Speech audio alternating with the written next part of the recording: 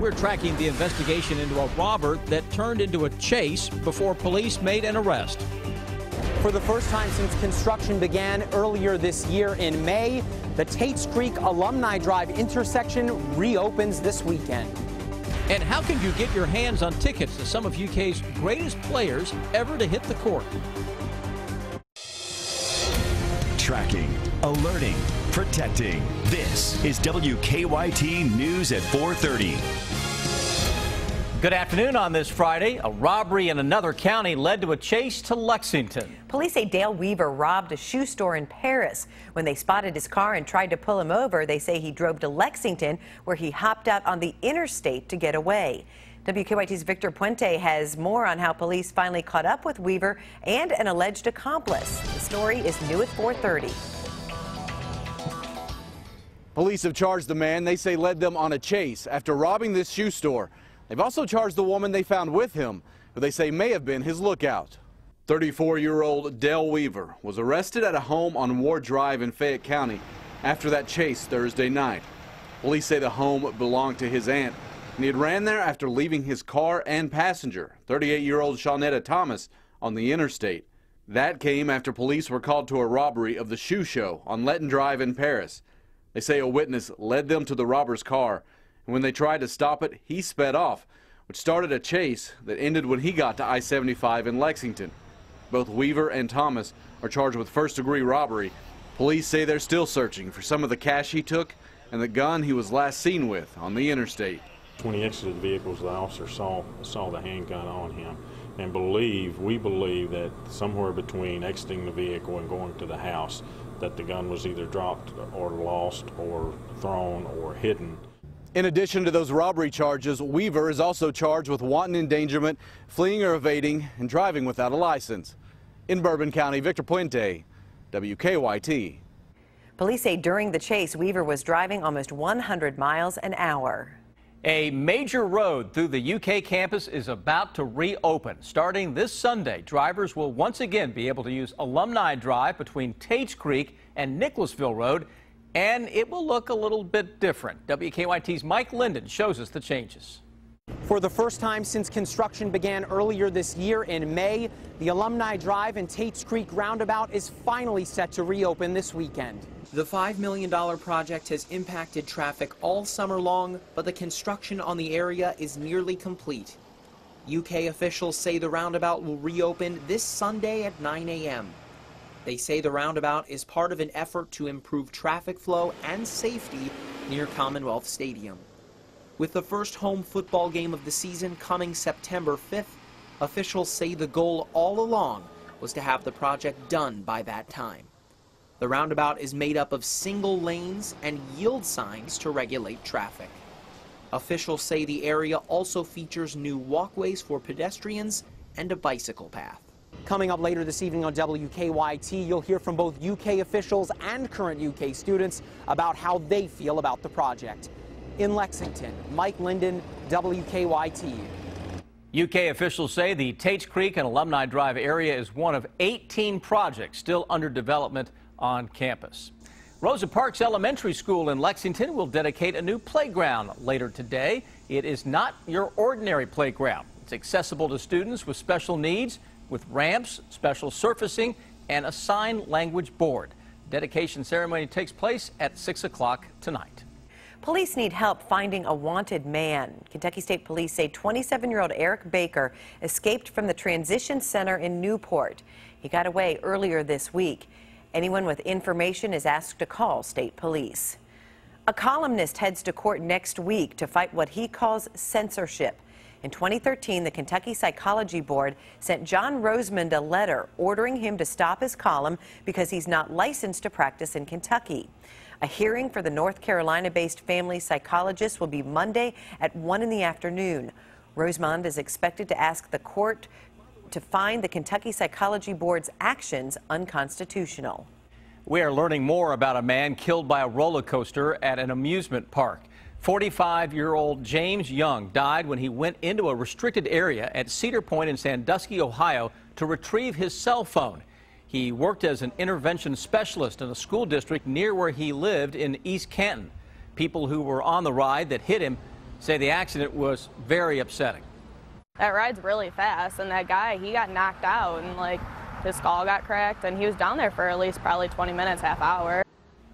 Cedar Point released a statement about the ride today, saying it was examined overnight and found to be in safe working order. It was in operation today. Good news for Kentuckians. There have been no cases of West Nile in humans this year. The Cabinet for Health and Family Services says Jefferson County reported 2 mosquito pools with it. Heavy rains earlier this summer helped keep the mosquito population at bay. The Big Blue Nation can now get their hands on tickets to see some of the best players ever to suit up at Kentucky. Tickets for the UK Alumni charity game went on sale at 10 this morning. They're priced from $5 to $100. The game will feature a team of current and former UK pros against a team of North Carolina pros. Tip-off is set for 5:30 Sunday, September 13th at Rupp Arena. The car-swallowing hole has been fixed, but not forgotten at the National Corvette Museum in Kentucky. Instead of a gaping sinkhole driving tourism, now it's the vintage sports cars crunched by rocks and dirt. Work ended recently to fill in the pit that consumed 8 prized sports cars in early 2014. In the gift shop, jars of sinkhole dirt and rocks fetch $10 apiece. The repaired exhibit area has become a magnet for visitors, and now it's the remains of the worst damaged cars that get astonished looks. When it was announced, a lot of people were excited about the opportunity to cruise 1,000 feet down a Lexington street on a large slip and slide. But the nationally touring event may not be coming to the Bluegrass. Slide, the city, abruptly canceled its trip to the Derby City. According to Insider Louisville, it was because of weak ticket sales. The event is still scheduled to be in Lexington on August 29th. College and pizza just seem to go hand in hand, right? Well, there's now a new pizza joint on the UK campus trying something different. Blaze Pizza is now open on South Limestone near Pine Street. It's celebrating with free pizza today until 11 o'clock tonight to anyone who follows Blaze Pizza on its social media accounts. Kensington Palace is going after the paparazzi once again. The palace is accusing photographers of harassing Prince George and Princess Charlotte to try to get pictures. As Deborah Pata shows us, the palace says the photographers' methods are too extreme. In one of the most robust and strongly worded letters ever issued by Kensington Palace, the royal family says Prince George has become the #1 target of paparazzi photographers. He has only been seen in authorized public photographs a few times since he was born, and now the palace is fed up. A line has been crossed, the letter reads, and any further escalation in tactics would represent a very real security risk. The palace says photographers have gone so far as to monitor the movements of Prince George and his nanny, use other children to lure Prince George into view, hide themselves in sand dunes on beaches to take photographs. The young couple have always expressed their desire to give their children as normal a childhood as possible without having to keep them behind the palace walls. The palace has provided a number of public opportunities for the media to take images of the young family. But Prince William has been fiercely protective of his children, given his own mother, Princess Diana's experience with the media.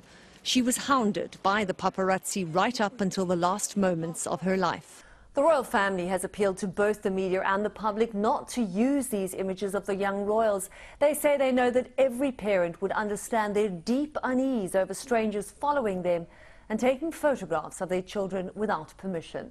Deborah Patter, CBS News, London. The Bush family has a new member. Jenna Bush Hager, daughter of former President George W. Bush, gave birth to a daughter yesterday. Poppy Louise is Hager and her husband's second daughter.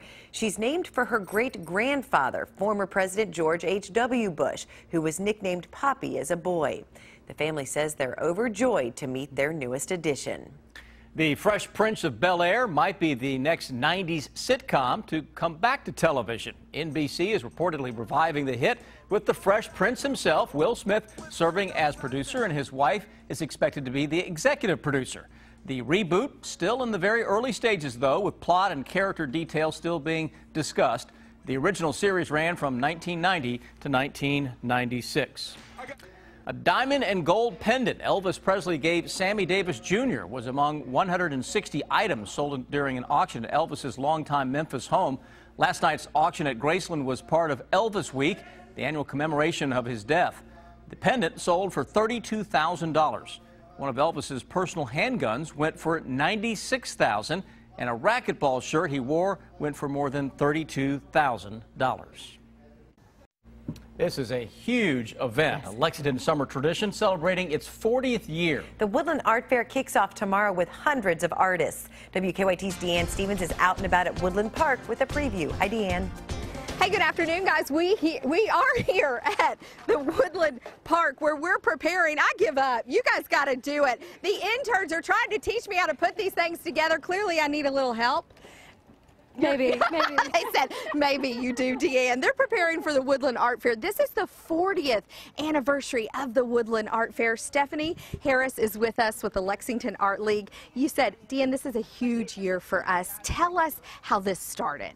Well, it started very kind of humbly 40 years ago with a partnership with Parks and Recreation, who invited the Lexington Art League to come and help them jury a fine art and craft fair show. At that time, there were about 36 artists that exhibited that first year, and now we're up to over 204 artists this year. But how many wanted to be a part of it? Not everybody that wants to be a part of it can actually get in here. No, on average, we get about 600 applications every year, and then that's juried down to 200. This is a staple in our community. Talk a bit about that and how, not just for the artists and the people that come, but for the families who bring their kids out and so many activities to do.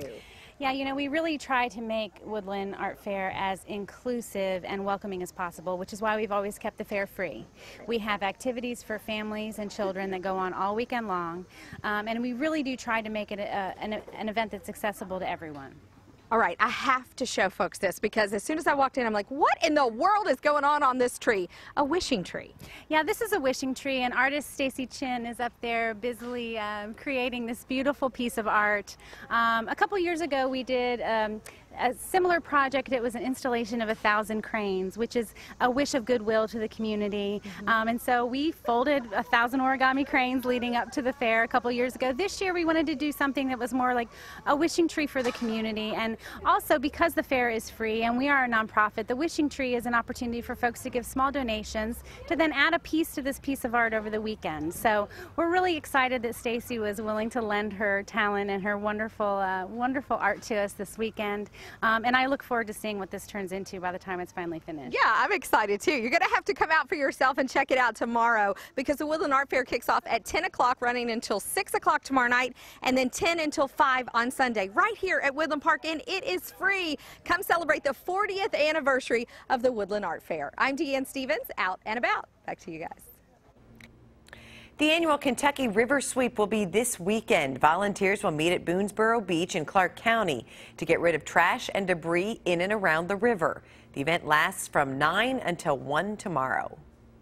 A special honor for one of the victims of Comair Flight 5191 takes place Sunday.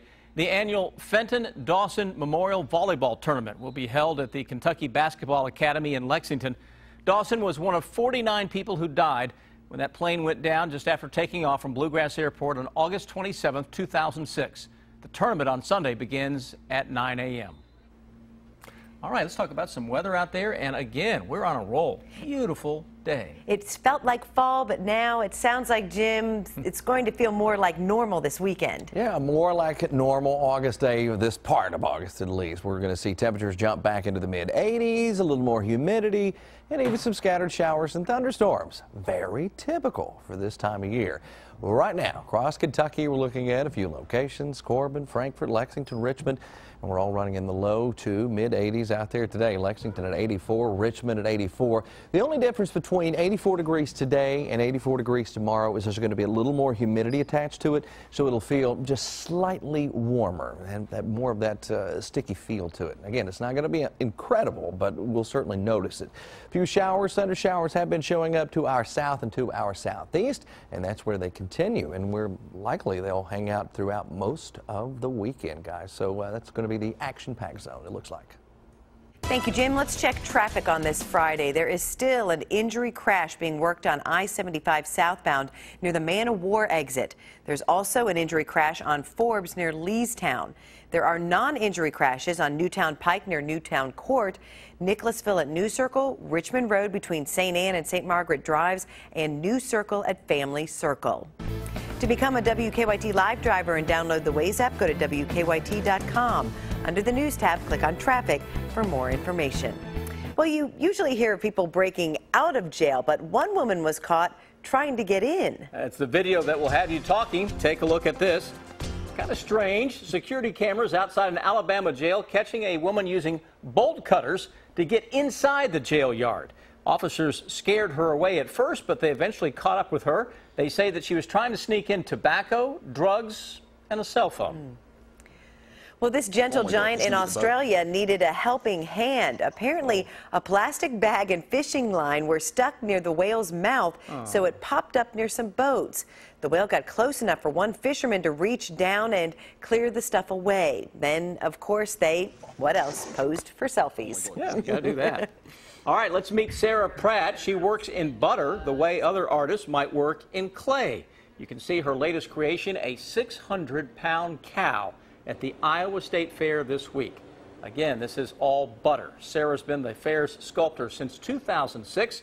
Along with the cow, a buttery sculpture of rich Uncle Penny bags from Monopoly is also on display. Very talented. Yeah, if I didn't tell you that was butter, I mean, you wouldn't know what exactly it was. So, I wonder what happens to the butter afterwards. I know. Who All knows? Right.